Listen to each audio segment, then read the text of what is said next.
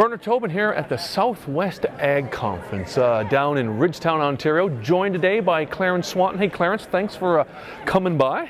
Pleasure, thank you. Now we know your work over the years, going back to all that great work on the critical weed control free period in corn and soybeans. Your recent work in plant sensing, a plant's ability to sense weeds even before they emerge and sort of set yield. Now here you're at the conference today, up to something a little different. Yes. Profitability mapping, and I think it's really a case where precision agriculture meets environment benefits. Yes. Can you explain it for us? Well, it's our interest in this started through, because we do a fair bit of agronomy as well in our program, and we're looking at how do you make precision ag profitable. Okay. And then precision ag has to do two things. It has to be profitable and it has to enhance the environment at the same time. If it can't do those two things, then I think we're stuck with this technology. Yeah. Okay? And we started to think about profitability mapping. We thought, this is a fairly low-hanging fruit that we can transition from a yield map to a profitability map.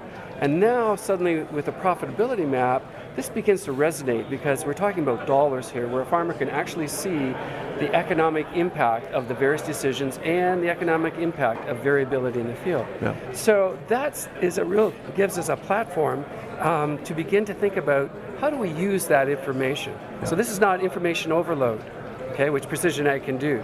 This is really about a platform that I can use in management. Yeah. Now, there's the environmental link. You talked about the importance of diversity and how that can funnel into the profitability equation. How do they come together? Well, profitability mapping allows you to identify the parts of the field where you're making money and the parts of the field where we're not making anything, no matter what we do. Okay, you can try to improve it, but maybe the reality is it's not going to be there. So rather than farm that, then why save on your input? So that immediately begins to enhance the profitability side, because now I'm focusing on the parts of the field that I know if I invest, I'm going to get a return on. And then it identifies these areas where maybe we should think about doing something differently with those areas. And this is where the idea of how do I enhance ecosystem services, how can I enhance biodiversity at the landscape level with those areas. Mm-hmm. And biodiversity is really fundamental to stability. There's a general consensus in science that if we have a diverse system, we should be enhancing a landscape, a farm, a field, when it comes under stress, if there's more biodiversity in the system. And we're talking rotations, no-till, all that equation all that comes together, whether it be cropping systems, whether it be improving your organic matter, whatever, but keeping it diverse and keeping the landscape around the field edges as diverse as we can, so that there can be ecosystem services provided, such as areas for bees to pollinate, trees for help to control water.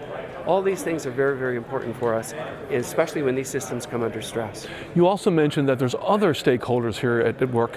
Governments trying to determine, fertilizer usage, in nutrient usage, and you've got a market that is buying grain based on a lot of different criteria. Absolutely. This is real, and this is going to impact, when you think about the global basis that we market in, right?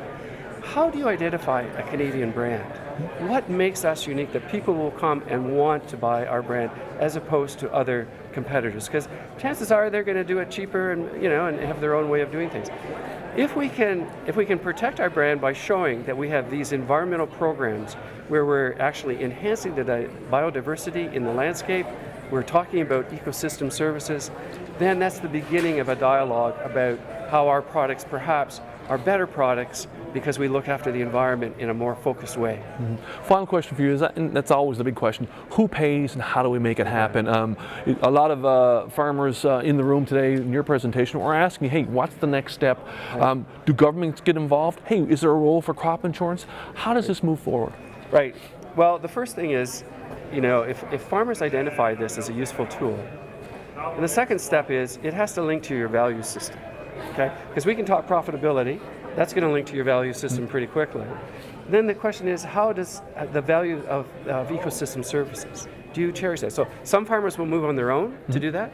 Others will probably need some type of incentive, and that incentive may come through land rental agreements. It may come through a crop insurance policy. This is all speculation on my part, but perhaps because you're making efforts to stabilize your yields under stress, crop insurance might be interested in that type of information, or maybe there may be some government support for land that is withdrawn and conserved and put into some type of conservation biology program. So those are possibilities. We're not there yet, but I think we have to have some discussion around that as we move forward. Great. Well, Clarence, hey, thank you for stopping by. Hey, Great to have you on Real Agriculture, Thank and you for we'll see having you me again. here. Thank you very much.